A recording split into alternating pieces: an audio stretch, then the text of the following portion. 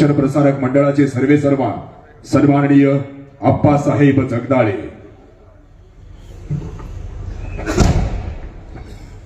2 तारखेला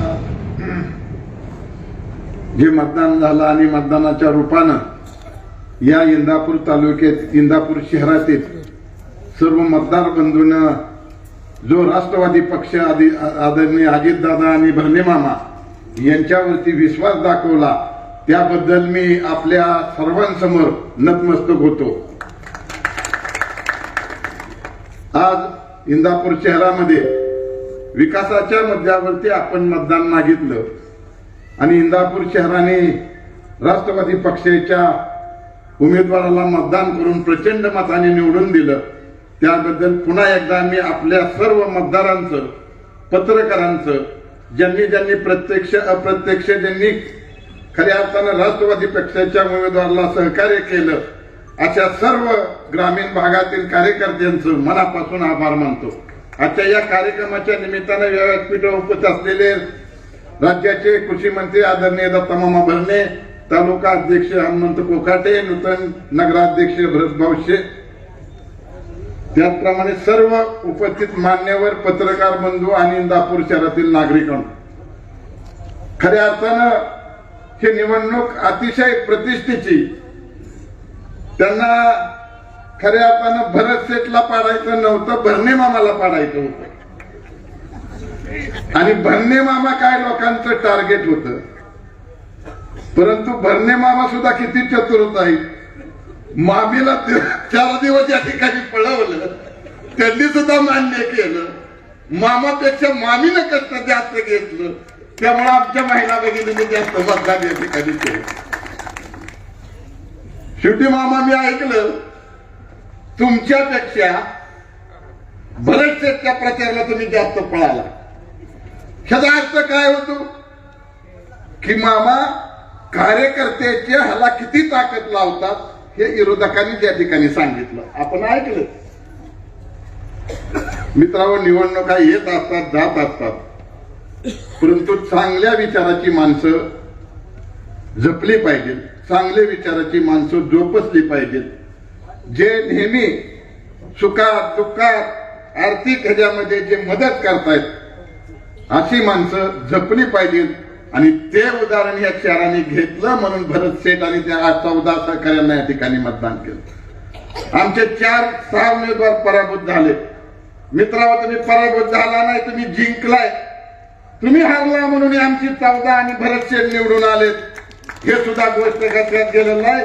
तुमचा पराभव हा आम्ही मान्य केलेला नाही, तुम्ही ह्यांच्यापेक्षा जास्त कष्ट केलं आणि तुमचा पराभव झालाय म्हणून तुम्ही नाही होऊ नका, नाराज होऊ नका।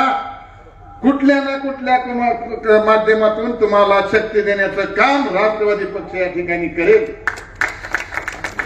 शेवटी या 14 उमेदवाराचं आपण अभिनंदन करतोय, त्यांना धन्यवाद देतोय। त्यापर्यंत तिकडून आलेले बी 6 सुद्धा आम्ही मनापासून धन्यवाद देतो। तुम्ही सुद्धा जिंकलाय। सर्व मिळून या शहरामध्ये विकासाची काम आपण जोमाने करा एवढंच या ठिकाणी सांगतो। या ठिकाणी मामाने सांगितलं, मामा निवडणूक झाली, आपण काय कुणावर टीका केल्या नाहीत, आपण विकासाच्या मुद्द्यावर केल्या, परंतु काय बाय लोकांना निवडणूक झाल्यानंतर काय स्वप्न पडायला लागले आणि कुठंतरी सभेमध्ये म्हणले